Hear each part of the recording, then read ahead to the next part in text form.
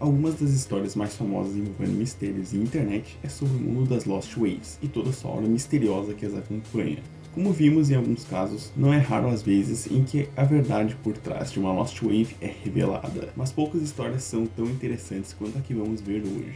A história sobre Pachinko Death Metal. Como em, sei lá, 95% das histórias que acontecem na internet, esta aqui também começa em uma board do 4chan, quando em julho de 2016, um anônimo pediu a ajuda da comunidade. Ele upou um álbum com uma capa bem interessante, com uma personagem de algum mangá chamado apenas de Death Metal, da banda Pachinko. A faixa principal, também chamada de Death Metal, de uma maneira bem estilizada, vinha acompanhada de um pedido simples: alguém reconhece este álbum? Este tópico chamou muita atenção logo de início, muito por conta de sua capa com a personagem de mangá, e o OP logo revelou que encontrou esse álbum em alguma loja da Oxfam do Reino Unido, no mesmo dia em que fez o post. Pra quem não sabe, a Oxfam é tipo uma rede de brechó, alguma coisa do tipo. As pessoas logo se surpreenderam quando ouviram a faixa principal do álbum, pois esperavam algo no estilo noise pop, ou alguma música vaporwave genérica, mas se depararam com uma faixa lo-fi shoegaze, com a notável distorção que ia e voltava com uma certa frequência. Esse caso é muito diferente de outras Lost Waves, onde nós geralmente não temos nada sobre nem o nome da música, nem o nome de quem fez a música, da banda, porque neste caso nós tínhamos tanto o nome da banda, quanto o nome do álbum e o nome das músicas. Nós tínhamos estas duas informações em mãos. Mas quando o povo que estava acompanhando a busca procurava pela internet algo sobre a banda, eles simplesmente não encontravam absolutamente nada. Nem mesmo alguma menção, outras músicas e nem mesmo páginas em redes sociais falidas como MySpace, por exemplo. Na contracapa do álbum tínhamos algumas informações sobre os integrantes da banda, como seus respectivos nomes: Owen, Andy, Shawn e John, além do ano de lançamento do álbum, 2000. Mas estes nomes não ajudavam em absolutamente nada. É como se nós procurássemos pelos nomes de John, Paul, George e Ringo em um mundo onde os Beatles simplesmente não existissem. Ao mesmo tempo, ninguém conseguia achar alguma explicação sobre a faixa de distorção que acompanhava a música do início ao fim.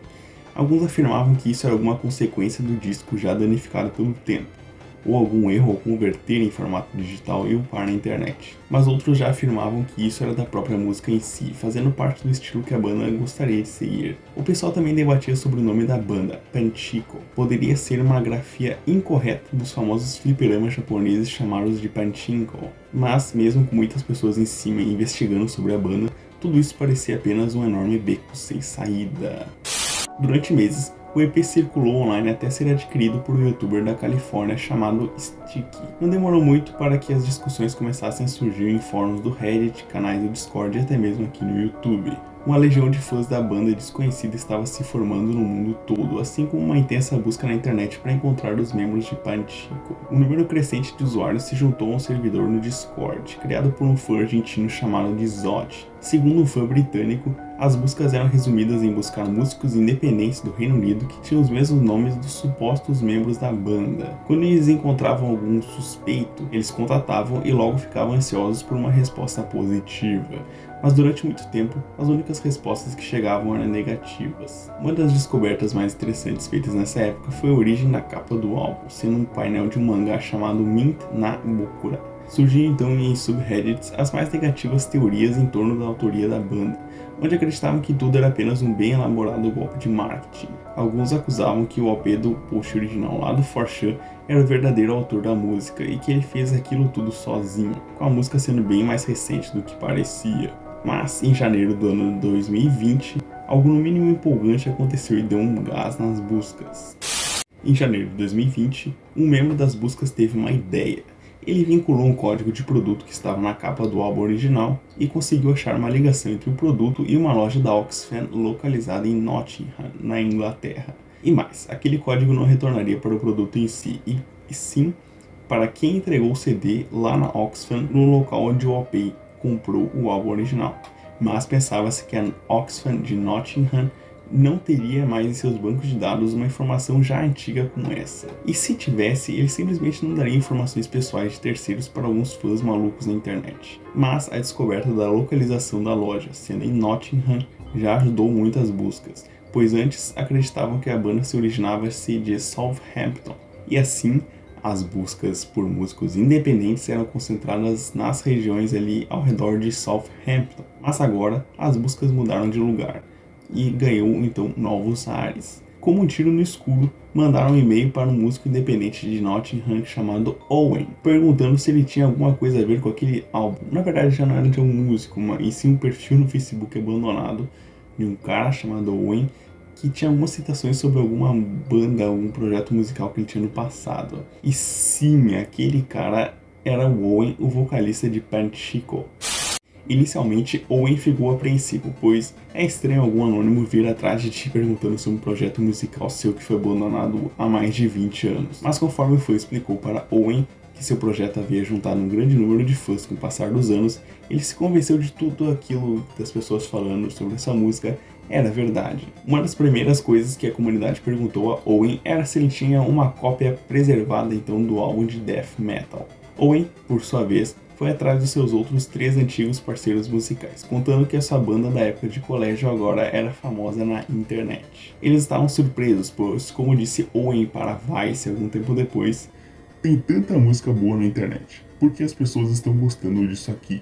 O CD que eles tinham em mãos era um EP demo que eles enviaram para algumas gravadoras na época, mas teve pouco êxito e o Panchico se separou então pouquíssimo tempo depois. E pasme, aquela distorção não era proposital, e sim o resultado de um CD já castigado pelo tempo.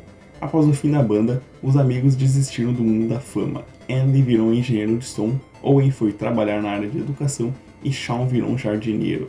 John ele simplesmente se afastou, perderam contato e não quis retornar em momento nenhum.